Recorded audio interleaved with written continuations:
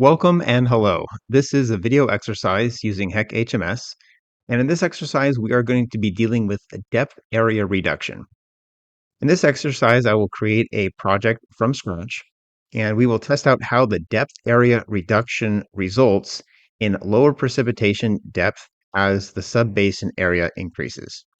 All right, so let's get started here. First thing is to create a new project. I'm going to call this exercise 60. Okay, click on the folder to find that location, and then go ahead and click select, and then we'll use US customary units and create. All right, let's get started. First thing is to create a basin model. So I'll click new. I'll just call it basin 1. That's fine.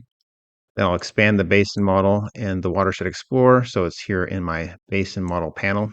Next, I'm going to draw out a hydrologic network. So that will begin with a couple subbasins. I'm going to call the first subbasin subbasin 10. I'm going to click on the arrow tool and just move it up there. That's going to have the area of 10 square miles. So area 10. Okay, a few more subbasins. So let's go with subbasin 60. And then let's go with the large one, subbasin 300 for 300 square miles. Now, for all three of these subbasins, what I'm going to do is define the area based on the name, so 10 square miles. And then to keep things simple, I'm just going to remove the loss and the base flow method and use Clark unit hydrograph, and I'll be using 10 and 10 for the number of hours for time of concentration and storage coefficient. So I'm going to try to keep as many things consistent as possible except that area of the subbasin. So for the next subbasin, that'll be 60 square miles, no loss or base flow. And then for the transform method, again, 10 and 10. And 300 square miles, none, none. Save that. The transform method is going to be 10 and 10 again. Okay. Now, in reality, the larger the subbasin, the larger the time of concentration. So we probably wouldn't have the exact same values here, but let's just roll with it.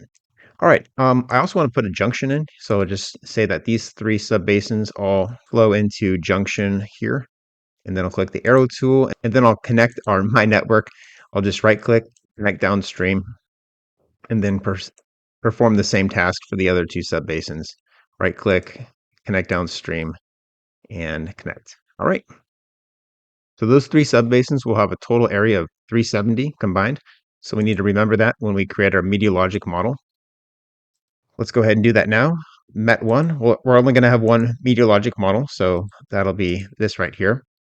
For the precipitation type, I need it to use either frequency storm or hypothetical storm if I'm using this depth area reduction analysis.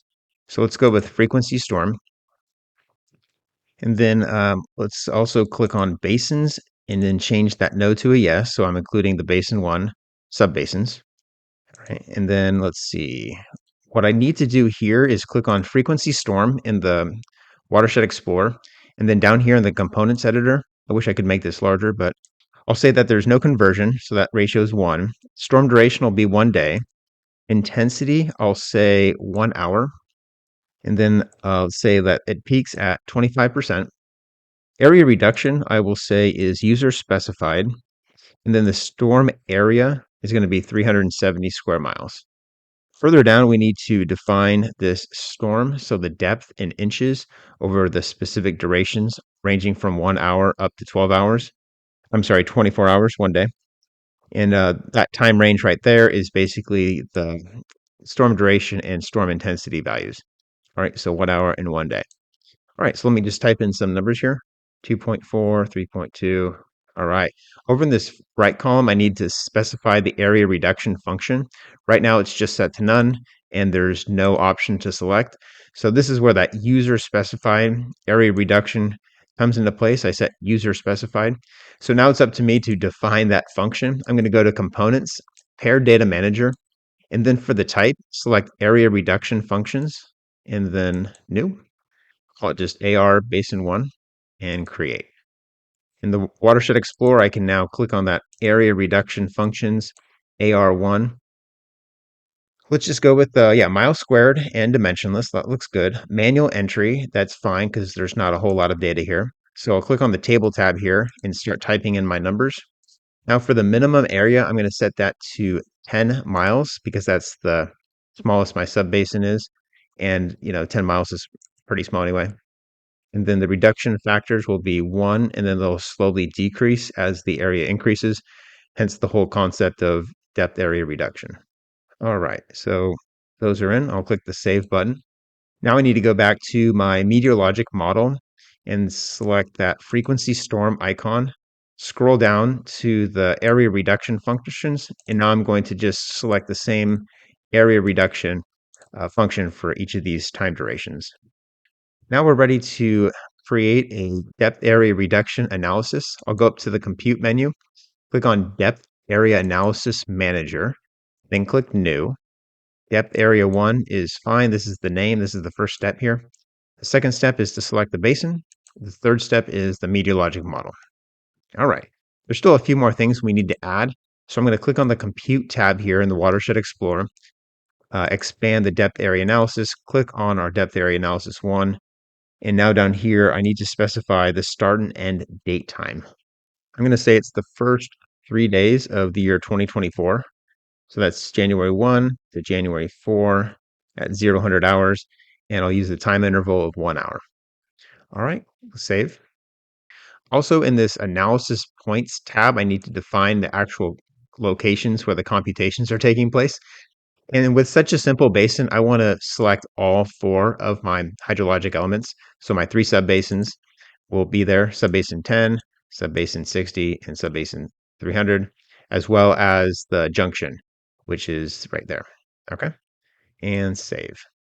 All right, I think I'm ready to run this, so I could just right click and compute, and it ran, it seems.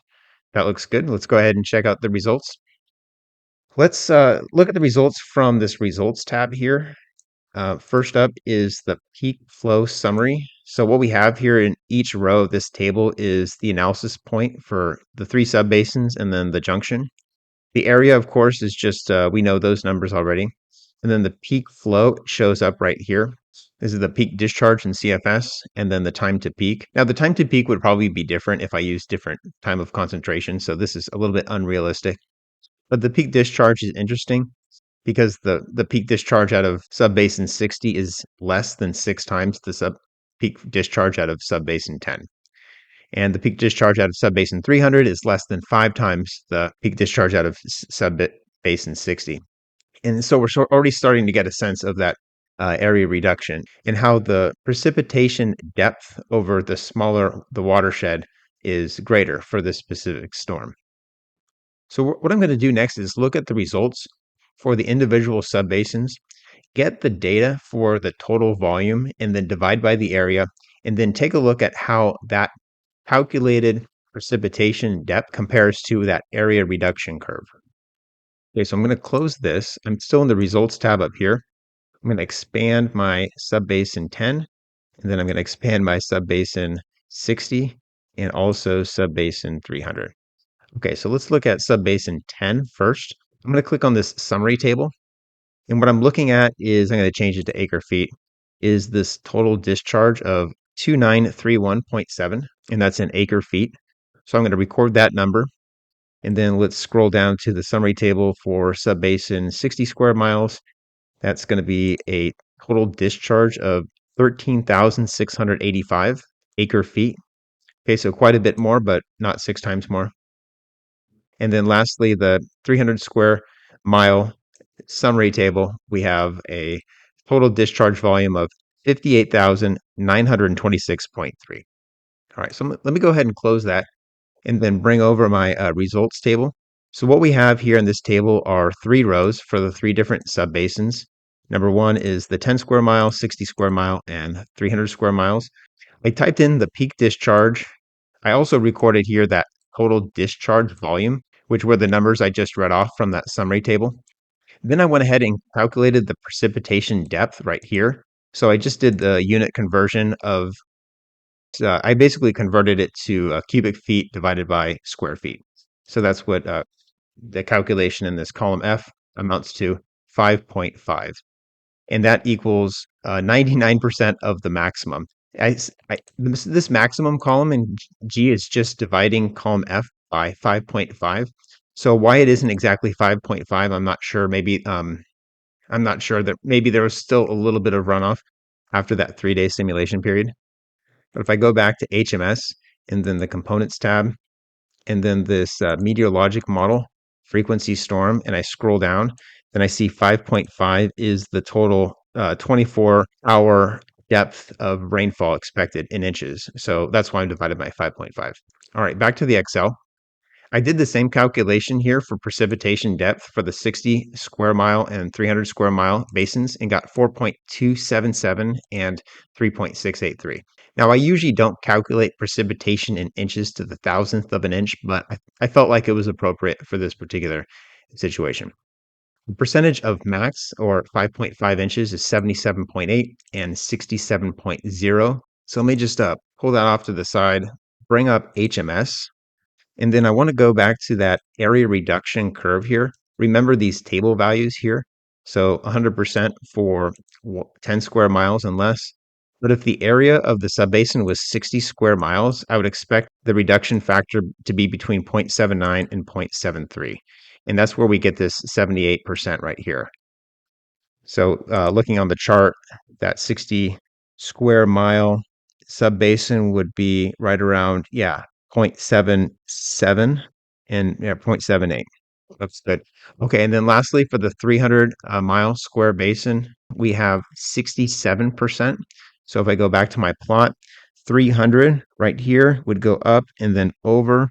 I'd say it's about 0.66 or 0.67, and 0.67 is what I have over here.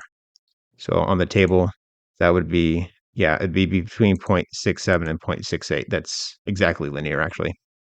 Okay, well, that was it for this exercise. We set up a area reduction calculation. We ran a simulation, and then we confirmed that the area reduction curve matched the results when looking at the size of each subbasin and the total volume of runoff.